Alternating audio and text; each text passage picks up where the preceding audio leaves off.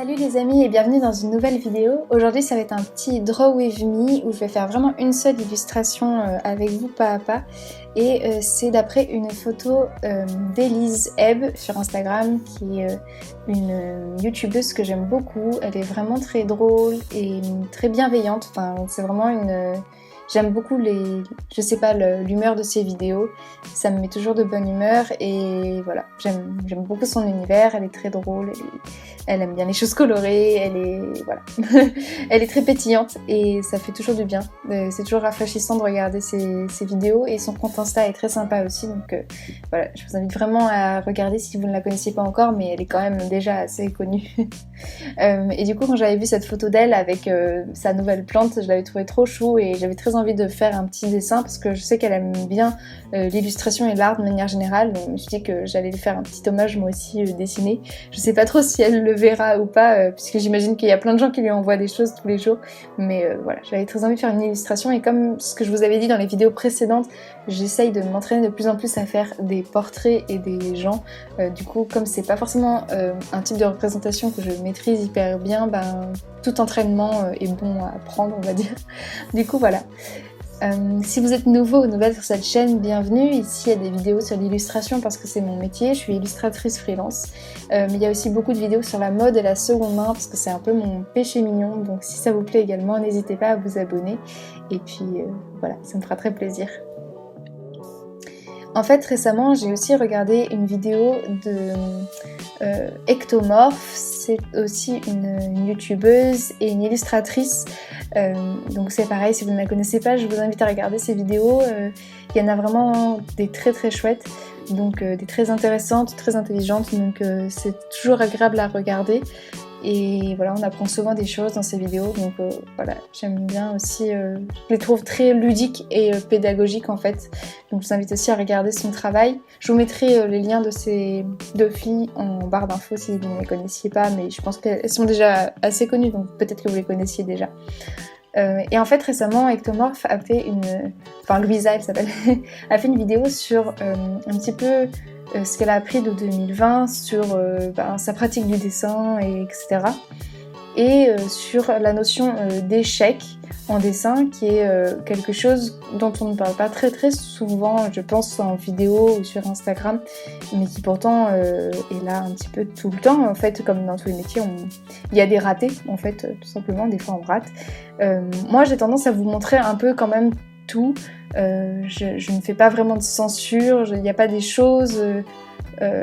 disons que s'il y a des choses qui me plaisent pas, en effet, ça m'arrive de ne pas les publier, mais disons que voilà, je ne vais pas dire que je sais bien dessiner du premier coup, il y a souvent des ratés, vous savez, mes studio vlogs sont pas toujours les plus joyeux du monde, mais j'essaie de vous donner un peu une vision, ma vision de ce monde-là, de ce travail, parce que en effet c'est une passion, un hobby, etc. Enfin, c'est vrai que c'est un joli métier, mais il y a toujours des hauts et des bas, comme dans tous les types de métiers qui puissent exister, je pense. Et c'est vrai que cette notion d'échec, c'est assez subjectif aussi, parce que en fait, je voulais vous parler de ça pendant cette vidéo, parce que en fait, cette illustration que là vous êtes en train de voir en couleur, pour moi, elle est ratée. Et vous allez voir que finalement, je vais en faire une autre version après, qui est pour moi réussie. Et je pense qu'il y a des gens qui trouveront que c'est l'inverse. Et en fait, l'échec, c'est pas forcément lié à quelque chose qui a l'air abouti aussi, parce que des fois, en fait, on fait un croquis et on s'oblige un petit peu à passer à l'étape d'après. C'est-à-dire, je sais pas, passer par la couleur, remettre au propre, voilà, ce genre de choses. Et en fait, on se rend compte que le croquis était mieux que la version propre. Si vous êtes peut-être dans l'illustration ou dans ce genre de domaine, peut-être que vous avez déjà vécu ça aussi. Mais des fois, le premier, ou même dans l'écriture, je pense que ça peut arriver, le premier jet est parfois meilleur que ce qui est retravaillé après. Parce qu'il y a quelque chose de l'ordre de l'instinct, ou je ne sais pas, plutôt quelque chose de jeté, de naturel, d'instinctif, ouais, et qui est un petit peu difficilement remplaçable par une technique, tout simplement, ou même un savoir-faire.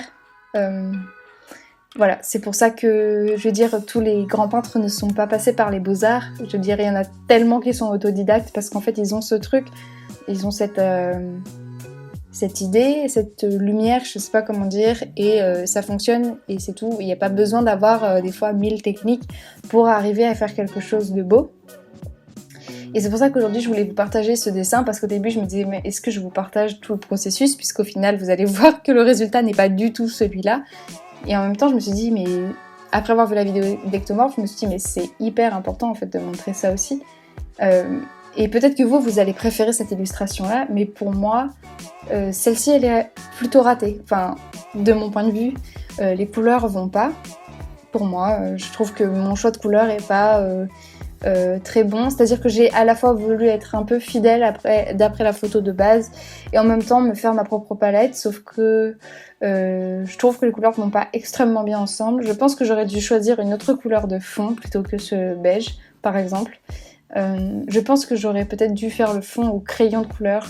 Voilà, j'aurais dû tester d'autres choses. Je suis un peu restée dans cette zone de confort de mes derniers portraits où j'ai fait le portrait au Pro Marker et le fond au Posca et ça avait bien marché pour les 3 portraits précédents. Mais là, c'est un autre type de portrait. C'est pas un portrait de face, il y a une scène, enfin, il se passe quelque chose et ce dessin-là avec les couleurs, pour moi, il est figé.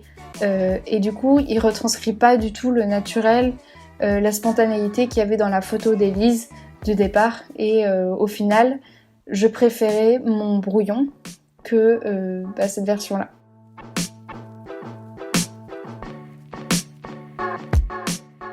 Donc c'est pour vous montrer que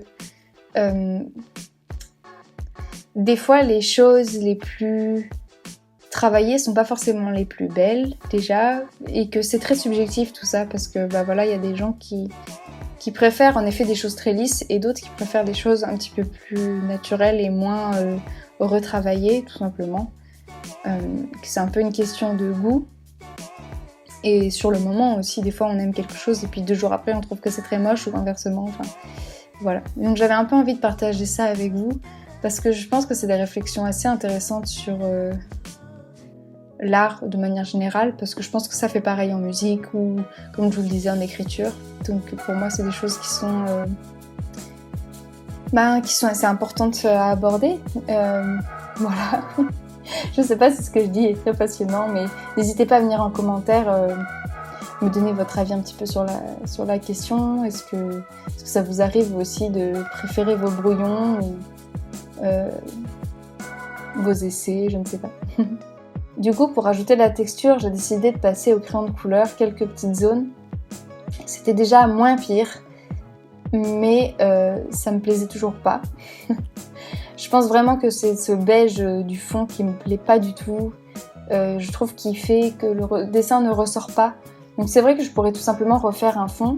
Pour l'instant, j'ai pas d'idée de couleur de fond, donc je reste sur ça. Mais je pourrais complètement juste refaire le fond, peut-être aussi que c'est juste ça le problème. Mais pour l'instant, j'ai pas d'autre idée, donc je le laisse comme ça. Peut-être que vous verrez, je sais pas, ce dessin retravaillé dans un prochain studio vlog, ou peut-être que pas du tout. Peut-être que je n'y toucherai plus à celui-là parce que je le considère comme pas irrattrapable, mais voilà, quelque chose de l'ordre de voilà, j'ai fait ce que j'ai pu, ça me plaît pas, on passe à autre chose, c'est pas très grave, on n'est pas obligé non plus de s'acharner pendant des siècles sur quelque chose si ça nous plaît pas, tout simplement. Du coup, suite à cette illustration, je me suis rendu compte que je préférais de très loin mon brouillon, que je trouvais plus vivant, plus chouette à regarder. Et aucun rapport, mais j'étais en train de regarder des vidéos de Cheyenne Barton que j'adore aussi comme illustratrice. Je vous mettrai également sa chaîne en barre d'infos si ça vous intéresse. C'est pareil, elle aborde plein de sujets très intéressants sur l'illustration de ses vidéos, donc c'est très intéressant.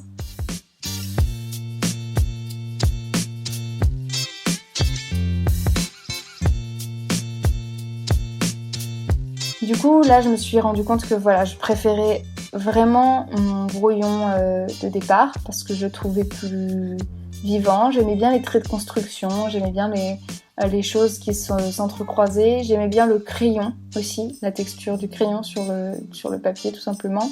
Donc j'ai décidé de refaire cette illustration avec juste 2 couleurs et de garder quelque chose de très spontané et naturel comme trait, d'avoir quelque chose d'un petit peu jeté et un petit peu moins réfléchi. Comme vous pouvez le voir, cette partie de la vidéo va durer 5 fois moins longtemps parce que j'y ai passé 5 fois moins de temps, mais parce que je pense que cette première étape de couleur pouvait être aussi nécessaire dans un sens. C'est pas totalement perdu, j'ai pas perdu mon temps à faire le dessin en couleur. Ça m'a permis de me rendre compte que en simplifiant mon dessin et en me rapprochant du brouillon original, j'avais mieux capté l'ambiance, l'humeur de la photo et même juste des glisses, on va dire, que quand j'ai tout lissé avec ma colorisation au Pro Marker et au Posca. Et je pense que cette étape, même si visuellement on pourrait se dire que j'aurais pu passer du brouillon à cette dernière étape directement, je pense que l'étape couleur, en fait, elle était quand même cruciale pour me rendre compte de ça, que peut-être que je m'en serais jamais rendu compte si j'avais pas fait ce raté, on va dire.